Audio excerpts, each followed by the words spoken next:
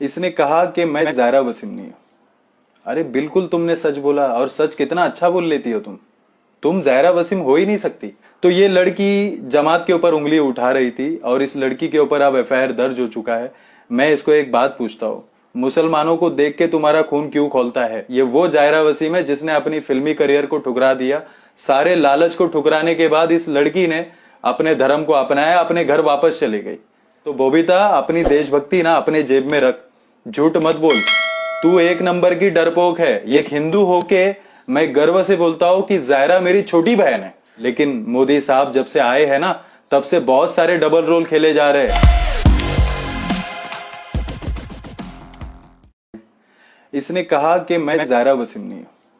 अरे बिल्कुल तुमने सच बोला, और सच कितना अच्छा बोल लेती हो तुम ज़ायरा वसीम हो ही नहीं सकती। पता है क्यों? हर इंसान का अपना एक कैरेक्टर होता है, हर इंसान की अपनी एक पहचान होती है। तो तुम्हारी पहचान ये बोलती है कि तुम अपने फायदे के लिए रेसलर बनी, और तुम्हारे सर पे तरक्की का भूत चढ़ा हुआ था, इसलिए तुम रेसलर बनी, और आज तुम देशभक्ति का ढोंग करना शुरू कर दी। तुम्हें पता है, जात पात की बात करने वाले ना कभी देशभक्त नहीं बन सकते।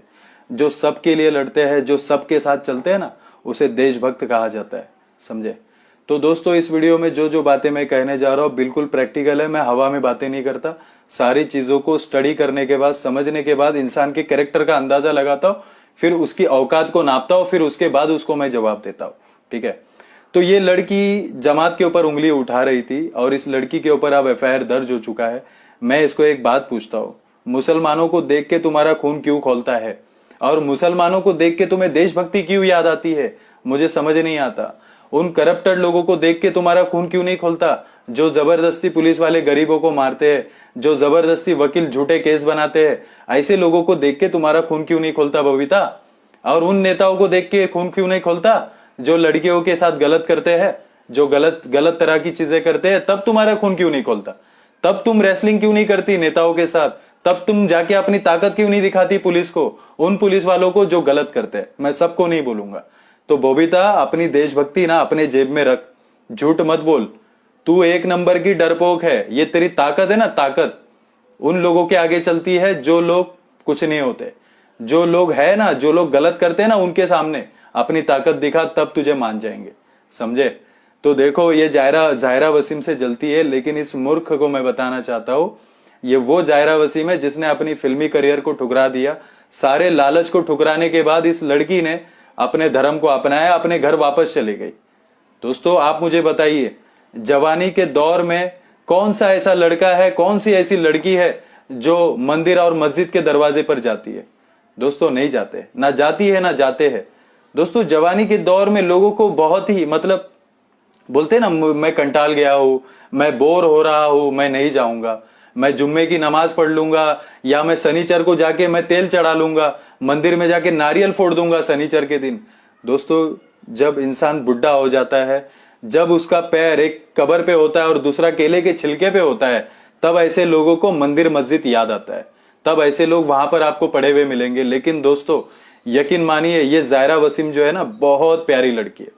सच में इसको अपनी छोटी बहन बना लो। मैंने तो बना लिया, आपका क्या ख्याल है मुझे बताइए। मैं इसको अपनी छोटी बहन मानता हूं और आशीर्वाद देता हूं। खुश रहो, तुम बहुत अच्छी लड़की हो। इतनी कम उम्र में इस लड़की का दिमाग इतना बड़ा है, आप सोचिए। इतनी कम उम्र में इस लड़की ने लालच को ठुकरा दिया, फिल्मों को ठुकरा दिया, और एक ऐसी जिंदगी को अपनाया, उस जिंदगी को लोग जवानी में नहीं अपनाते। ये बहुत बड़ी बात होती है।